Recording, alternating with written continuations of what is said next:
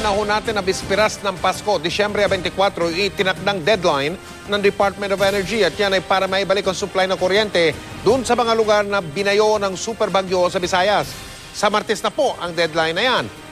Matupad naman kaya yan ng Department of Energy? Nakatutok si Julio Segovia.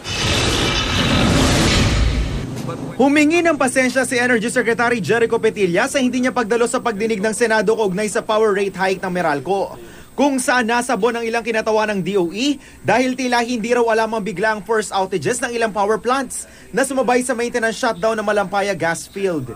Nangako si Petillang dadalo na siya sa susunod na Senate hearing sa January 23, pero may pakiusap siya. I expect the treatment to be fair and civil. Because I also expect my team, including myself, to be constructive and civil. Abala si Petilla sa pagsasaayos ng supply ng kuryente sa mga probinsyang nasalanta ng Super Typhoon Yolanda. Lalo't nauna niyang pinangakong handa siyang magbitiw kung hindi may babalik ang power supply sa Visayas region sa bisperas ng Pasko. Pero ilang araw bago ang target na petsa. Wala pa namang 24 pero nasa mga 93% na kami at ako'y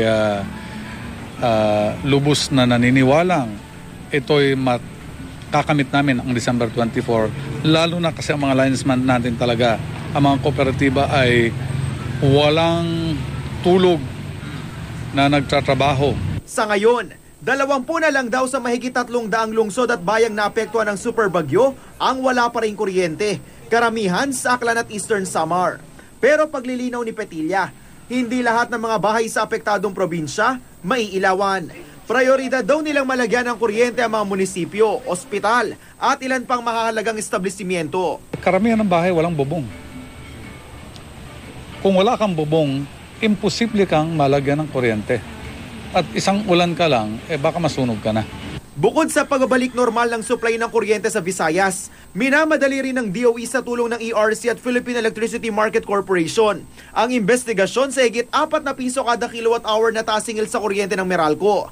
Takda nilang isumite ang resulta sa Kongreso sa Disyembre 30. Julio Segovia, Nakatutok, 24 Oras.